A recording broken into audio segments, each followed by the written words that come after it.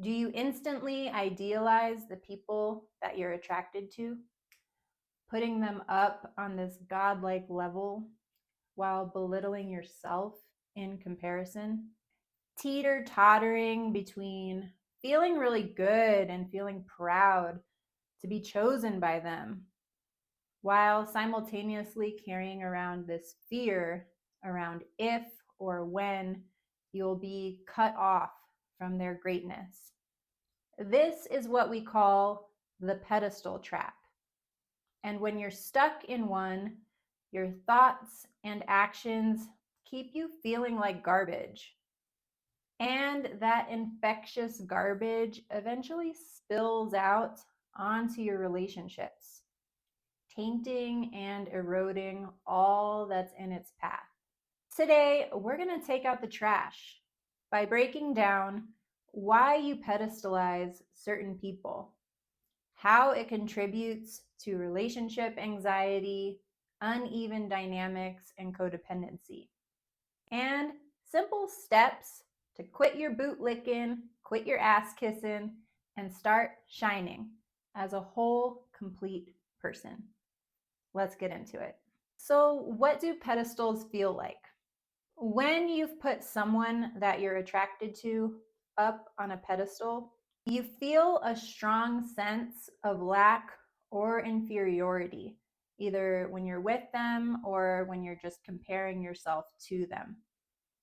And there's a constant sense of self-doubt there because you really believe that this person is so far out of your league that they'll eventually want to do better.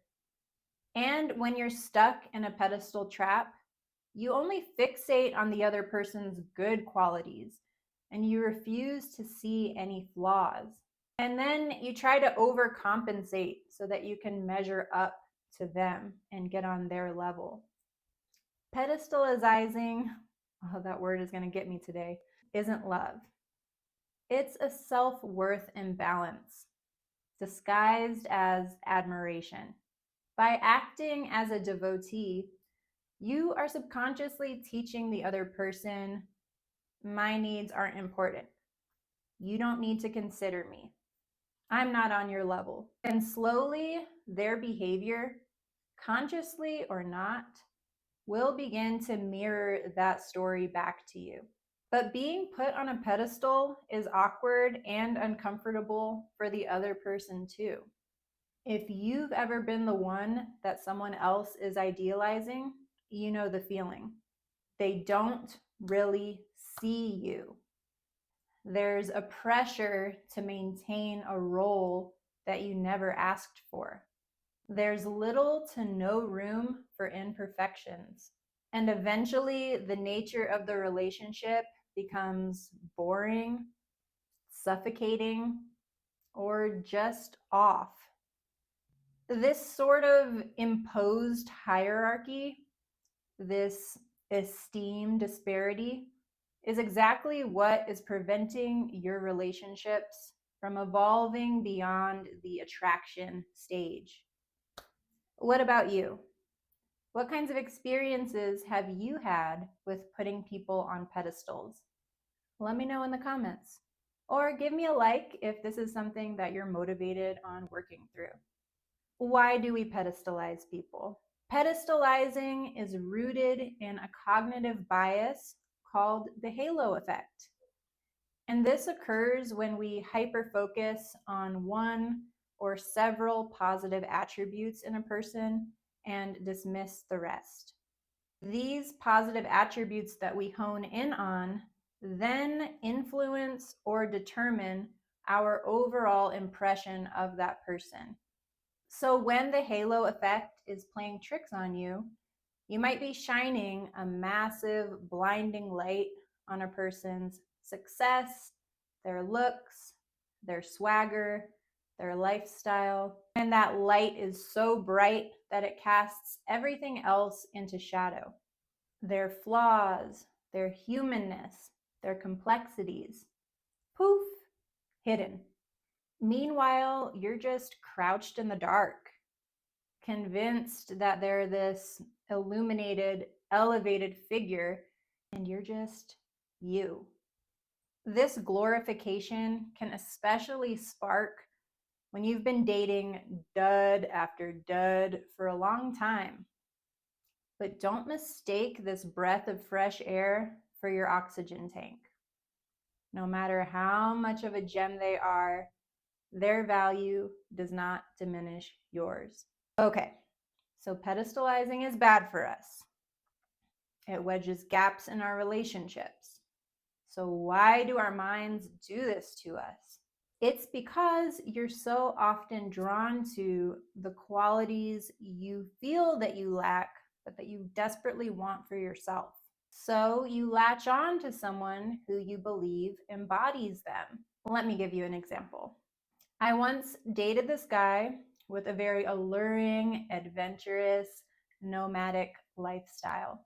Meanwhile, there I was, weary and jaded in a dead-end job, craving the novelty that he embodied.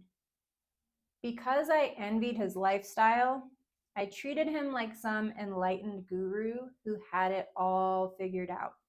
Because I wasn't relating to him, I was relating to a fantasy. I brushed off his arrogance. I let his image eclipse my needs. And then we both lost sight of who I was. My biggest takeaway here is instead of worshiping someone else's qualities, cultivate your own in ways that are true and unique to you. How to break the pedestal trap. Instead of halos and pedestals, secure, balanced relationships consist of both partners holding each other in healthy regard. And here is what healthy regard looks like. You appreciate their qualities without diminishing your own. You make room for and embrace your humanness. You stay discerning, noticing red flags, not excusing them. And your well-being stays at the forefront. No performing, no overfunctioning, no shrinking, no groveling at anyone's feet. And if you've been caught up in pedestalizing, here's 5 steps to help you get unstuck. Number 1, see people as they are, not as you need them to be. So if someone shows you who they are, believe it. Number 2, accept your imperfections and grow where you can. You're not striving to be flawless, just self-aware. Number 3, notice idealization as it starts. Disrupt it early on if possible, because it can really snowball out of control quickly. Number 4, reconnect with people and activities that remind you of your own vitality. Your worth expands when you mindfully disperse your inner wealth. And number 5, pedestalize yourself. So every time you highlight someone else's greatness, pause, and then think of 3 things that you embodied, honored, or achieved today. It's time to start behaving as the main character, not the thirsty admirer in the front row.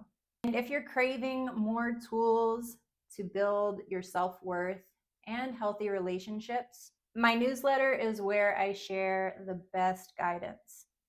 And you can join that community through the link in the description. Subscribe to this channel if you haven't, and share it with a friend who might be caught up in their own pedestals. And I'll see you in the next one.